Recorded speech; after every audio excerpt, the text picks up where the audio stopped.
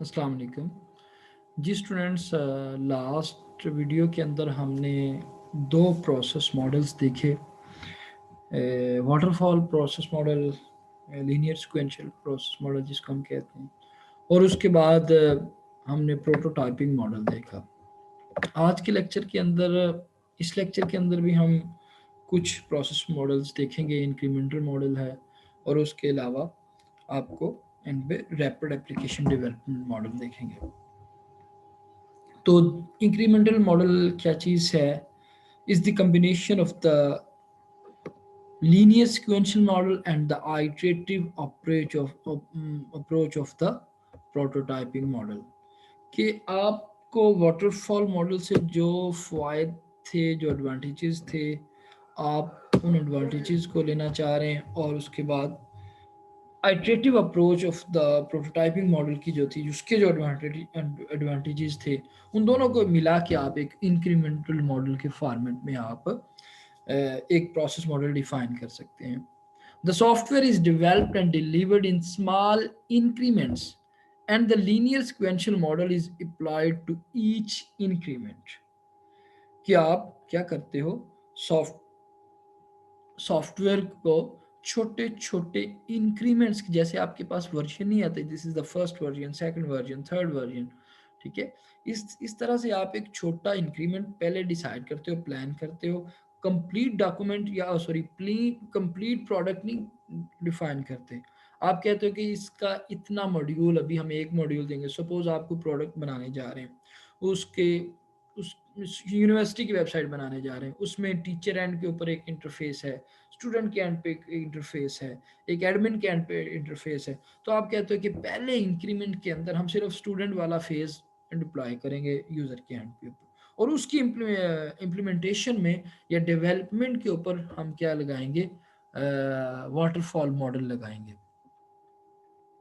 इस अगले इंक्रीमेंट में फर्दर आप नेक्स्ट फीचर्स ऐड कर देते हो। आप कहते हो टीचर्स वाला मॉड्यूल भी आ जाएगा, एडमिन वाला मॉड्यूल भी आ जाएगा। The software is developed and delivered in small increments, and the linear sequential model is applied. In an incremental model, the prototyping methodology is applied to each process flow of each increment। कि हर increment के ऊपर आप prototyping methodology use करते हैं। In the case of the incremental model, the first increment that is delivered is the core product। कि पहला increment जो आप यूजर को डिलीवर करते हो, उसको कोर प्रोडक्ट कहा जाता है। The core product addresses the primary needs of the final product. यहाँ पे ये बात बड़ी इंपॉर्टेंट है कि फाइनल प्रोडक्ट की जो नीड्स हैं, प्राइमरी वो जो कोर प्रोडक्ट है उसको एड्रेस कर रही होती है। It is evaluated and reviewed by the client. आप एक इंक्रीमेंट देते हो, क्लाइंट उसको रिव्यू करता है। नेक्स्ट इंक्रीमेंट के अंदर क्लाइंट का पहले इंक्रीमेंट वाला फीडबैक इंक्लूड किया जाता है। At times, it is even used on a test basis based on client feedback. For the core product, developers prepare a plan for the next increment। कि core product के ऊपर user के feedback को लेके फिर नेक्स्ट इंक्रीमेंट के ऊपर waterfall model लगाया जाता है, नेक्स्ट प्लान किया जाता है। New features and functionality are also taken into consideration. कि अगर कोई यूजर की तरफ से चेंज आ गया है, उसको भी कंसिडर किया जाता है। The above process is applied to each increment that is delivered. हर इंक्रीमेंट के ऊपर अबव प्रोसेस लगाया जाता है। यहाँ पे आपको थोड़ा सा सही ठीक समझ में आएगी। इस डायग्राम के अंदर आपको एक इंक्रीमेंटल मॉडल दिखाया गया है। यहाँ पे तीन इंक्रीमेंट्स में डिवाइड किया गया है आपको। ये आपकी एन इंक्रीमेंट्स हो सकती हैं, जब तक कि आपके पास फाइनल प्रोडक्ट यूज़र की सारी रिक्वायरमेंट्स को जो फुलफिल कर रही है वो आपके सामने नहीं आ जाती। तब तक आप क्या करते हो, ये मॉडल इंक्रीमेंट्स नई से नए एडिशनल इंक्रीमेंट्स देते जाते हो। अगर इस प्रोसेस को हम देखें, तो यहाँ पे आपको तीन, इस डायग्राम के अंदर आपको तीन इंक्रीमेंट्स दिखाएंगे। This is the first increment, and that is the second increment, and that is the third increment. और हर इंक्रीमेंट के ऊपर आपको वाटरफॉल मॉडल लगा हुआ नजर आएगा। कि पहले आप कम्युनिकेशन का फेज है, which is the requirement gathering, then the planning phase, then modeling, design and coding, design and design, उसके बाद कंस्ट्रक्शन है, और उसके बाद deployment, communication, planning, modelling, construction. यानी कि एक इंक्रीमेंट आपने कंप्लीट किया, नेक्स्ट फिर उसी इंक्रीमेंट के ऊपर फर्दर आप नई जो एडिशनल फीचर्स ऐड करने हैं वो ऐड कर रहे हैं, फिर उसके ऊपर नए फीचर्स जो ऐड करने हैं वो ऐड करते जा रहे हैं। तो इंक्रीमेंटल मॉडल कहता है कि आप प्रोडक्ट को एकदम से सारी फाइनल प्रोडक्ट यूजर तक ना दो, छोटे छोटे इंक्रीमेंट्स के अंदर पहले एक छोटी सी प्रोडक्ट, फिर उसमें कुछ फीचर्स ऐड करके, फिर उसमें फर्दर फीचर्स ऐड करके। सपोज मैं यहाँ पे मिसाल दूँ कि आपके पास यूज़र ने आपको रिक्वायरमेंट दी हुई है जी R1, R2, R3, R4, R5, R6, ये 6 रिक्वायरमेंट्स हैं। आप कहते हो कि पहली जो आपका आएगी इंक्रीमेंट, फर्स्ट इंक्रीमेंट के अंदर हम आपको R1 और R4 ये दो रिक्वायरमेंट्स आपकी कंप्लीट कर देंगे इंक्रीमेंट 1 के अंदर, और उसके ऊपर आप वाटरफॉल मॉडल लगा देते हो। उसकी कंप्लीट R1 और R2 की कंप्लीट डॉक्यूमेंटेशन, कंप्लीट प्लानिंग। अब यहाँ पे आप पूरी प्रोडक्ट की प्लानिंग नहीं कर रहे होगे, आप सिर्फ R1 और R2 की प्लानिंग कर रहे होगे, R1 और R2 का डिज़ाइन कर रहे होगे, उसी को कंस्ट्रक्शन कर रहे होगे, उसी को डिप्लॉय करोगे। नेक्स्ट में आप कहते हो नहीं, इसके साथ R1 और R4 जो हमने पहले दे दिया, इसके साथ हम आपको फर्दर में अगली इंक्रीमेंट में R2 और R3 देंगे, अगली इंक्रीमेंट में हम आपको R6 भी साथ में ऐड कर देंगे। और सपोज आप कहते हो कि फोर्थ इंक्रीमेंट जो होगी उसमें आपकी सारी की सारी रिक्वायरमेंट्स कंप्लीट कर दी जाएंगी। तो इस तरह से इंक्रीमेंटल प्रोसेस के अंदर, फेजेस के अंदर आप यूजर को या क्लाइंट को अपनी फाइनल प्रोडक्ट की तरफ लेके जाते हो।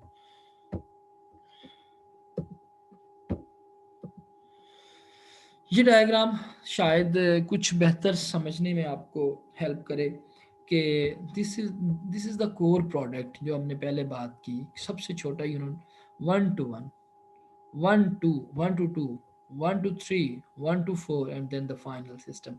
ये आपकी 1 to 1 रिक्वायरमेंट्स आप इसको कह सकते हैं कि increment process, requirement analysis, software in design, coding, testing, और फिर नेक्स्ट इंक्रीमेंट की तरफ आप चले जाते हो। बेसिक प्रोसेस आपका इसी तरह से चलता है जैसे आपको डायग्राम में दिखाया गया है कि आप क्या करते हो, एक एक एक इंक्रीमेंट के ऊपर ये वाटरफॉल मॉडल लगाते हो, फिर उस पर फिर नेक्स्ट, फिर नेक्स्ट, फिर नेक्स्ट। तो यहाँ पे आइटरेटिव अप्रोच यूज की जा रही है, प्रोटोटाइपिंग मॉडल वाली, लेकिन एक इंक्रीमेंट के ऊपर आप क्या कर रहे हो, वाटरफॉल मॉडल लगा रहे हो।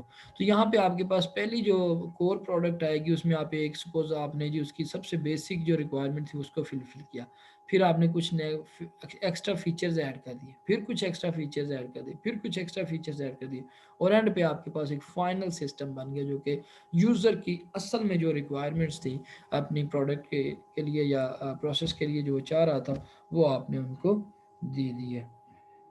Okay, next advantages of using the incremental model. अब इंक्रीमेंटल मॉडल के एडवांटेजेस क्या हैं compare to the rapid application development model जो अभी हम नेक्स्ट डिस्कस करेंगे। It require less human resources, इसको ह्यूमन रिसोर्सेज कम रिक्वायर्ड होते हैं specially for the first few increments, क्योंकि पहले फ्यू इंक्रीमेंट्स के अंदर आपने क्या करना है कि एक छोटे लेवल पे आपने कोर प्रोडक्ट देनी है तो आपको कम human resources चाहिए होंगी। It guarantees early delivery of the final product. Each increment leads to the development of the software. Definitely user को आपने बहुत जल्दी एक और प्रोडक्ट दे दी है, उसके बाद ये इश्योर करता है कि आपको फाइनल प्रोडक्ट जल्दी मिल जाएगी क्योंकि यूज़र उसके अंदर फीचर्स ऐड करवाते अपनी चेंजिंग भी ऐड करवाता जा रहा है। आइटरेटिव अप्रोच डेफिनेटली गारंटी करती है कि यूज़र की चेंजेस को लाजमी आप जो है वो टैकल करें और उसको वेलकम करें। डेफिनेटली एक लेवल तक वेलकम करेंगे, उस लेवल से आगे तो हम नहीं कर सकते जब आप अपने बजट से बाहर जाने लगेंगे। तो लेकिन ये है कि यूज़र की चेंजिंग को वेलकम करना ज़रूरी है। If any resource staff is unavailable, it does not affect or delay the project. अगर आपके पास कोई स्टाफ या रिसोर्स अवेलेबल नहीं है किसी पर्टिकुलर डे के ऊपर, किसी पर्टिकुलर टाइम के ऊपर, तो ये क्या करती है, आपका प्रोजेक्ट डिले नहीं करती क्योंकि आप इंक्रीमेंट्स में चल रहे हैं। एक इंक्रीमेंट पहले डिले डिलीवर हो चुकी है, फिर सेकंड इंक्रीमेंट में फीचर्स ऐड किए जाएंगे। जब कम ह्यूमन रिसोर्सेज चाहिए तो डेफिनेटली फिर वहाँ पे स्टाफ रिसोर्सेज अगर अनअवेलेबल ना हो तो वो मैनेजेबल होता है। The incremental model is there for ideal for those projects in which sufficient man power is not available to meet difficult project deadlines. क्योंकि आपने आइट्रेशन में दे रहे हैं ना प्रोजेक्ट, तो सपोज बजाय इसके कि 10 दिनों में एक काम करना और उसके ऊपर आपको 20 बंदे लगाने पड़ रहे हैं, तो 2 बंदे लगाएं जो कि डेली एक नई इंक्रीमेंट दे देते हैं, नई इंक्रीमेंट दे देते हैं जिसमें कुछ फीचर्स को ऐड कर दिया जाता है।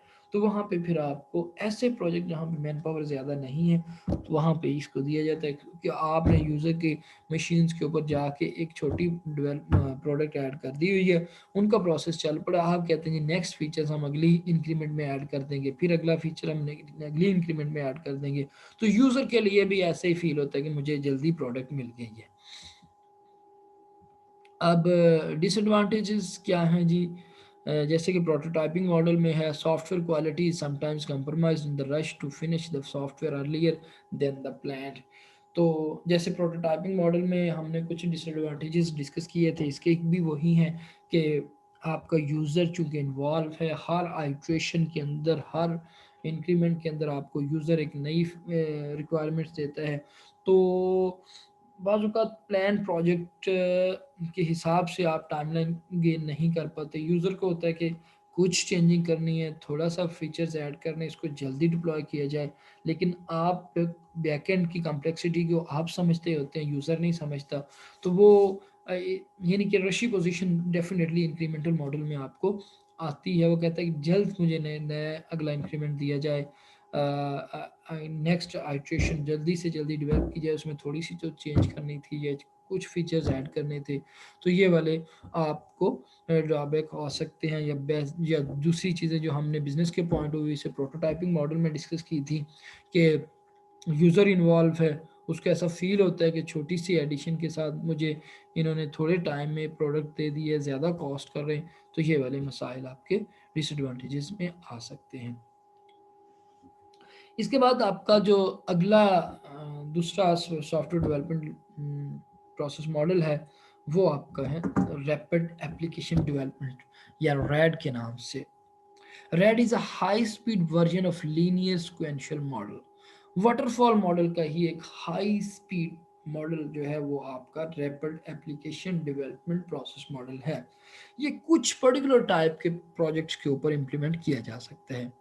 It is characterized by a very short development life cycle in which the objective is to accelerate the development. ऐसे प्रोजेक्ट जहाँ पे आपको जल्द टाइम कम हो, आपको फौरी तौर पे एक डेवलप प्रोडक्ट चाहिए होती है, लेकिन वो प्रोजेक्ट छोटे छोटे चंक्स में या छोटे छोटे मॉड्यूल्स में डिवाइड हो सकता हो, तो वहाँ पे रैपिड एप्लीकेशन डेवलपमेंट लगाया जा सकता है मॉडल।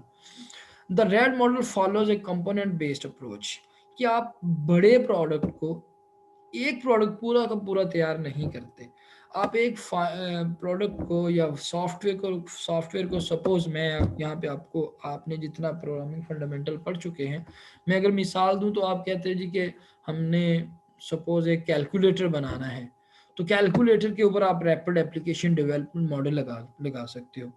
किस तरह से जी कि आपने एक फंक्शन लिखना है प्लस का, एक फंक्शन लिखना है सब्ट्रैक्ट का, एक फंक्शन लिखना है मल्टीप्लाई का, एक फंक्शन लिखना है डिवाइड का। अब ये चारों फंक्शन अलग-अलग से आपके बनाए जा सकते हैं। तो आप क्या करते हो कि इन चारों को बनाने के लिए बड़े छोटे लेवल पे मैं आपको एग्जांपल दे रहा हूँ, क्योंकि आप लोगों ने अभी तक इतने ज़्यादा कोर्सेज नहीं पढ़े हुए। तो अब आप क्या है कि वो एक फंक्शन ऐड का सब्ट्रैक्ट का अलग-अलग से चारों फंक्शन की डेवलपमेंट के ऊपर आप वाटरफॉल मॉडल लगा देते हो कि आप किस तरह से इसको बनाओगे, क्या प्लान करोगे, कौन से रिसोर्सेज यूज़ करोगे। लेकिन आप छोटे-छोटे कंपोनेंट्स में बना के एंड पे उनको इंटीग्रेट कर देते हो सारे कंपोनेंट्स को। The RAD model follows a component-based approach. In this approach, individual components developed, this is very important, कि in this approach individual components developed by different peoples are assembled to develop a large software system। इसमें एक से ज़्यादा teams लगाई जाती हैं। अब suppose आपने एक बड़ी प्रोडक्ट थी, उसको आपने 3 कंपोनेंट में डिवाइड कर दिया, C1 C2 C3। अब यहाँ पे आपके पास 3 कंपोनेंट्स हैं। ये पहले कंपोनेंट की क्या क्या उसमें रिक्वायरमेंट, उसकी प्लानिंग, उसकी डिज़ाइन, उसकी टेस्टिंग, उसकी कोडिंग सेपरेट होगी with the C2 and then the C3। तो एक से ज़्यादा टीम सेम टाइम पे पैरेलल में ज़्यादा कंपोनेंट्स को डेवलप कर रही होती हैं। इस तरह आप बड़ी रैपिडली अपना सॉफ्टवेयर डेवलप कर लेते हो। लेकिन चूंकि आपने कंपोनेंट्स में डिवाइड किया हुआ है, तो एंड पे आप इन सारे C3 और C4 सारे कंपोनेंट्स को आपस में इन सारे कंपोनेंट्स को आपस में इंटीग्रेट करके एक आउटपुट या एक बड़ा सॉफ्टवेयर सिस्टम बना लेते हो, जो कि आपका असल सॉफ्टवेयर रिक्वायर्ड सॉफ्टवेयर था। तो आपने क्या किया, छोटे छोटे कंपोनेंट्स बना लिए, छोटे छोटे कंपोनेंट्स में एक से ज़्यादा टीम्स लगा दी, हर कंपोनेंट के ऊपर इंडिविजुअल टीम पैरेलल में काम हो रहा है। रैपिड एप्लीकेशन डेवलपमेंट का मॉडल ये सजेस्ट करता है। डेफिनेटली ऐसे जगह ऐसा सॉफ्टवेयर डेवलपिंग कंपनी जहाँ पे आपके पास ह्यूमन रिसोर्सेज ज़्यादा नहीं है, वहाँ पे रैपिड एप्लीकेशन डेवलपमेंट मॉडल नहीं लगाया जा सकता। या फिर ऐसे प्रोजेक्ट्स जिनको छोटे छोटे यूनिट्स में डिवाइड नहीं किया जा सकता या कंपोनेंट्स में डिवाइड नहीं किया जा सकता, ऐसे सॉफ्टवेयर वहाँ पे आपका रैपिड एप्लीकेशन डेवलपमेंट मॉडल नहीं लग सकता।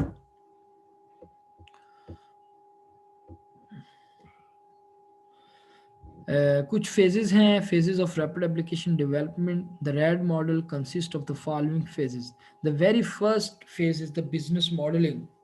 In this phase, define the flow of information within the organization so that it covers all the functions. This helps in clearly understand the nature, type, source, and process of the information. Business modeling के phase में आप organisation का complete flow देखते हो।